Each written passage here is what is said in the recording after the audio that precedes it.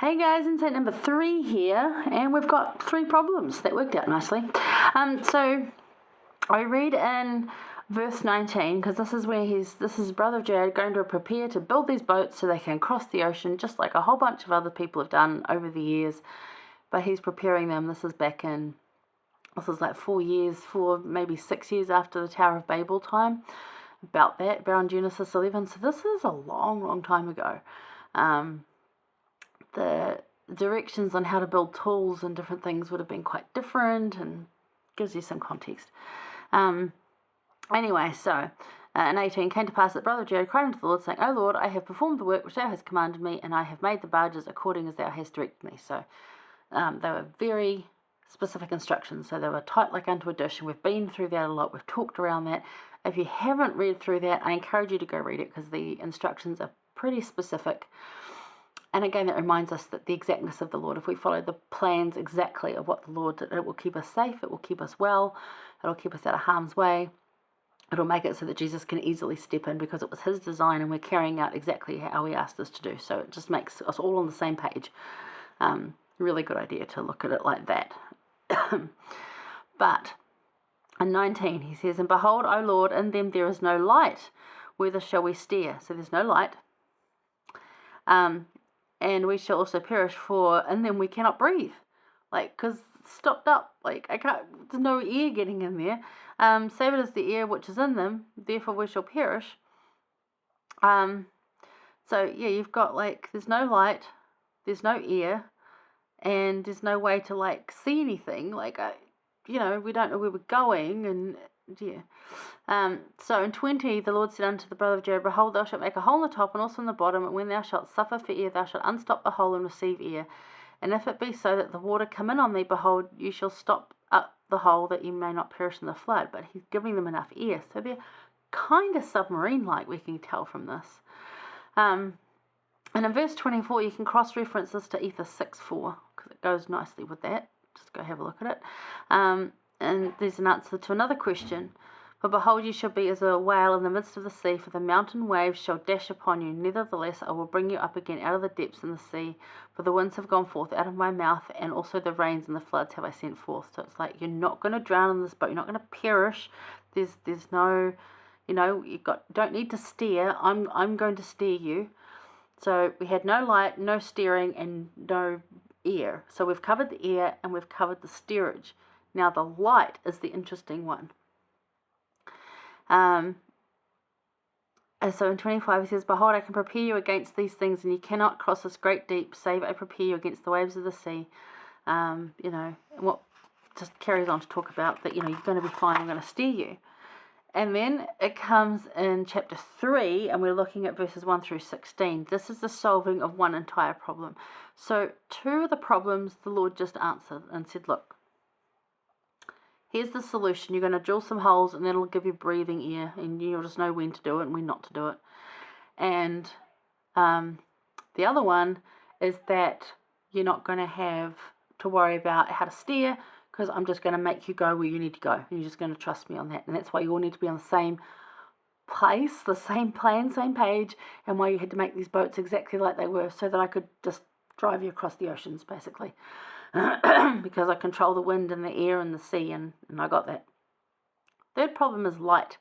Now, not having light is something that's quite dire, and most of us live in cities these days where there's light, and so even though it's dark outside, we can still see fairly well, because not just the moon light, but we have street lights and just light from cities. You've been in a plane, cities glow from so far away. You can see over there, that glow, yeah, that's across the other side of the whole sort of planet kind of thing, but you can see it glow, which is why in war times they have blackout curtains so you can't see. But this is a solution where it was different. So the brother of Jared has 3 problems he takes to the Lord. How does the Lord answer him? Is that similar to how he answers us? Well, yes, it is. So what do you learn here about personal revelation? Because the last one, it came to pass that the brother of Jared, now the number of vessels which had been prepared were 8, went forth into the mount, which they called the Mount Shelim, and a molten rock, 16 small stones, and they were white and clear, and even transparent glass. He had to carry them out to the top of the mount, and again he cried unto the Lord. So he's crying unto the Lord again, like pleading. And he said, that we must be encompassed about by floods, and don't be angry with me because of my weakness. Thou dwell in the heavens, and I am worthy before thee. I know that we have fallen natures. And so this is a guy that studied the plan so far. Like, he's got the whole Adam and Eve down to where he exists. He's got the plan. He knows his place. And the Lord has smitten us because of our iniquity, and you've driven us here. We're grateful for that. But, look, I've got these little rocks, and I know that you've got, and this is in verse 4, I know, O Lord, that thou hast all power and can do whatsoever thou wilt for the benefit of men. Wherefore, please touch these stones with your finger and prepare them that they may shine forth in darkness. Like, put your light into them so that they'll just shine for us, so that we're not going to have to be in complete darkness. And it came to pass when the brother of Jared said these things, in verse 6, the Lord stretched forth his hand and touched the stones one by one with his finger, and the veil was taken from the eyes of the brother of Jared, and he saw the finger of the Lord, and it was the finger of man like unto flesh and blood. And the brother of Jared fell down before the Lord, for he was struck with fear. Why? Because he was not expecting him to look like a man. So obviously when they had this conversation for 3 hours, he was in the cloud, it was like more of a conversation that we would have with the Lord now. We can't actually see him, but we know he's there. So isn't that cool as well?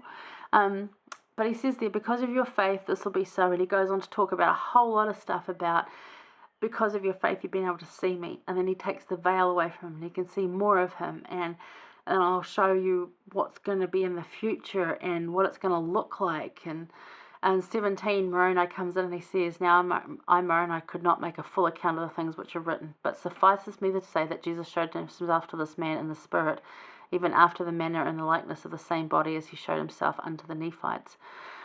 Except that Jesus wasn't a resurrected being, so to be able to see him in his spiritualness meant the brother of Jared went through some very interesting change to do that. But there you go, 3 problems.